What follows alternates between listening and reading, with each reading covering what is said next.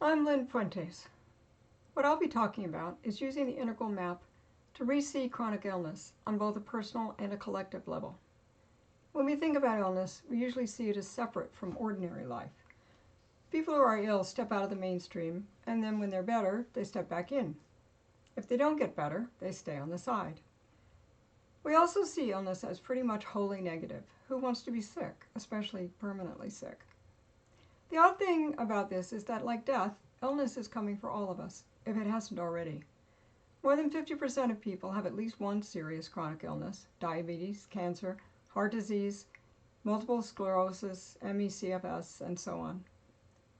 Many children have illness. Estimates are around 15%.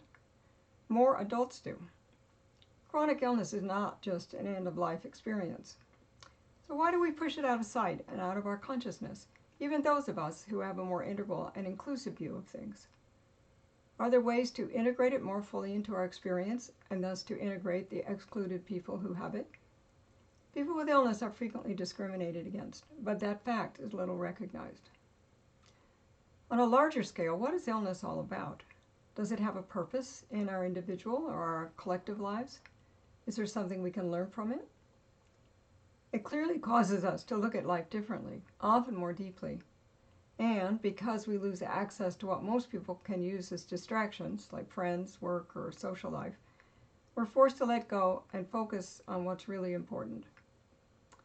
Elizabeth Kubler-Ross says, "The most beautiful people we have known are those who have known defeat, known suffering, known struggle, known loss, and have found their way out of the depths. These persons have an appreciation, a sensitivity, and an understanding of life that fills them with compassion, gentleness, and a deep love and concern. Beautiful people do not just happen." To me, illness is a perfect path for personal and spiritual growth. It is clearly one of those disorienting dilemmas that are talked about in adult developmental theory, dilemmas that push us forward. It is also an experience that can be made into a spiritual practice. The same is true of caregiving, where we love someone we often can't help. What a koan that can be. Illness touches all of us in one way or another. I think we need to find the value in it and in the people who suffer from it, many of whom have learned lessons we all need to learn about patience, endurance, compassion, simplicity, and so on, lessons that might help us in the turbulent years to come.